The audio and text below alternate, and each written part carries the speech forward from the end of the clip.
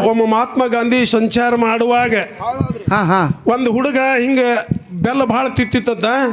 ಅವ್ರ ತಾಯಿ ನೆರಮನೆಯವ್ರು ಹೇಳಿದ್ರಂತ, ಬೆಲ್ಲ ಭಾಳ ತಿತ್ತದ ನಿಮ್ಮ ಹುಡುಗ, ಗಾಂಧೀಜಿ ಬಂದಾನ ದೊಡ್ಡ ಮನುಷ್ಯ, ಏನಾರ ಬಿಡಿಸುವಂತದ್ ಹೇಳ್ತಾನೆ, ಹೋಗಿ ಕೇಳಂತೇಳಿ.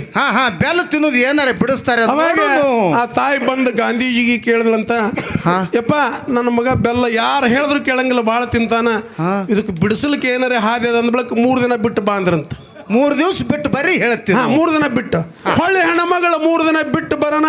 ಗಾಂಧಿಯವ್ರು ಏನ್ ಹೇಳ್ಬೇಕು, ತಮ್ಮ ಬೆಲ್ಲ ಬಹಳ ತಿಂದ್ರ ಆರೋಗ್ಯ ಹಾಳಾಕದ, ಬೆಲ್ಲ ತಿನ್ನಬಾರದು ಅಂತ ಇಟ್ಟೇ ಹೇಳಿದ್ರಂತ. ಆ ತಾಯಿ ಹಣಿ ಬಡ್ಕೊಂಡ್ಲಂತ. ಈ ಮಾತು ದಿನ ಹೇಳ್ತೀನಿ ಮನ್ಯಾಗ. ಇಟ್ಟು ಮಾತು ಹೇಳಕ 3 ದಿನ ತೊಗೊಂಡೆಲ್ಲೋ ಮಹಾರಾಯ, ನೀ ಜಗತ್ತ ನಿನಗೆಲ್ಲ ದೊಡ್ಡ ಮನುಷ್ಯ ಆತಾರ ಅಂದ ಬಳಿಕ ಅವಾಗ ಹೇಳಿದ್ರಂತ, ಆಕಿ ಗಾಂಧೀಜಿ ಹೇಳಿದ್ರಂತ, ತಾಯಿ ನೀ ಬಂದು ಕೇಳಂಗ ನಾನು ಬೆಲ್ಲ ತಿಂತಿದ್ದ, ನಾನು ಬೆಲ್ಲ ತಿಂತಿದ್ದ, ನಾ ಬಿಟ್ಟು ಮತ್ತೊಬ್ರಿಗೆ ಹೇಳ್ಬೇಕಂತ ಹೇಳಿ ಅದಕ್ಕೆ ಮೊದಲು ನಾ ಬಿಟ್ಟು ನಿನ್ನ ಮಗನಿಗೆ ಹೇಳಿದ್ದ.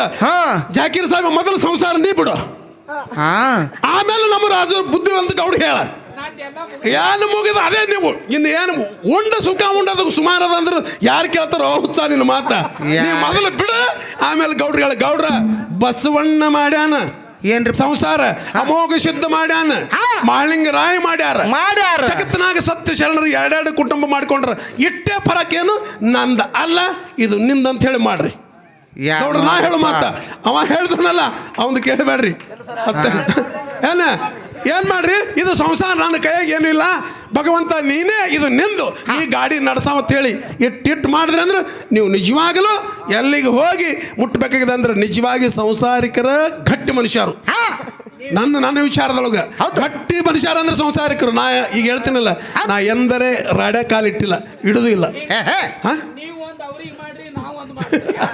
ಯಾಟು ಮಾಡ್ರಿ, ಯಾಟು ಇಬ್ರು ಅಪ್ಪ ಮಗ ಕೂಡಿ ಪ್ರಪಂಚ ಮಾಡಿ ಪಾರಮಾರ್ಥ ಮಾಡ್ರಿ. ಅದೇ ನಮ್ಮ ಗೌಡ್ರಿಗೆ ಅದೇ ಹೇಳಿನ, ಆ ಜಾಕೀರ್ನ ಮಾತು ಕೇಳಬೇಡ್ರಿ ಅಂತ ಹೇಳಿ ಎಲ್ಲರಿಗೂ ಶಾಂತವಾಗಿ ಕೂತವ್ರಿಗೆ ನಮಸ್ಕಾರಗಳು. ಇನ್ನೊಂದು ಪಾಳಿ ಬರ್ತದ, ಅವನು ಒಳ್ಳೆ ಹುಡುಗ, ಜ್ಞಾನವಂತದನ, ಭಕ್ತಿವಂತನ ಪಾರ್ಟಿ ಇವತ್ತದ, ಅವ ತನಗೆ ತಿಳಿದಟ್ಟು ಮಾತಾಡ್ತಾನ ಅಂಥೇಳಿ ಮತ್ತೊಮ್ಮೆ ಎಲ್ಲರಿಗೂ ಶರಣು ಭಕ್ತಿಯ ಜ್ಞಾನದ 2 ನಮನಗಳು.